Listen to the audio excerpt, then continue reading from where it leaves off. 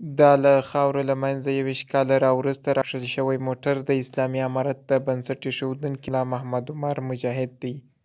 کله چې په 2001 کې د هېواد د اشغال کېدو لومړۍ دوره پیل شوه،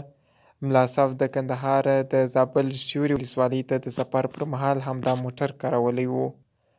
وروسته ملا صاحب د زابل د سیوري ولسوالۍ مرزو کلي کې خوندي ځای انتخاب کړ او همالته یوازیتوب غوره کړ. په همدې مهال همدا موټر هم ملا صاحب د ورلنډو کسانو په دې موخه پټ کړ تر څو د ملا صاحب دا نښه او پل ونه موندل شي.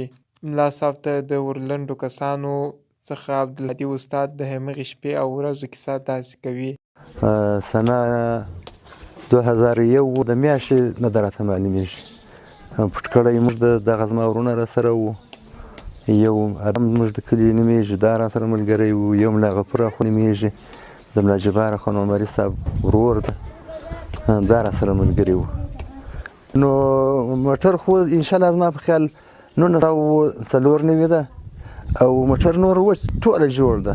هېڅ مشکل هم نه ده، د خدای په فکر فضل سره ورسېدلی او فقط یوه د مخ هنداره یې ماته شوې ده، هغه هم په چې ډېره خاورو بار وه نو زموږ لار هم دغه وه، شاید یو وخت به یو ګاډۍ پرې تېره سوې د انګورو بار یې بله دغه یې نور موټر ته هېڅ صدمه نه رسېدلې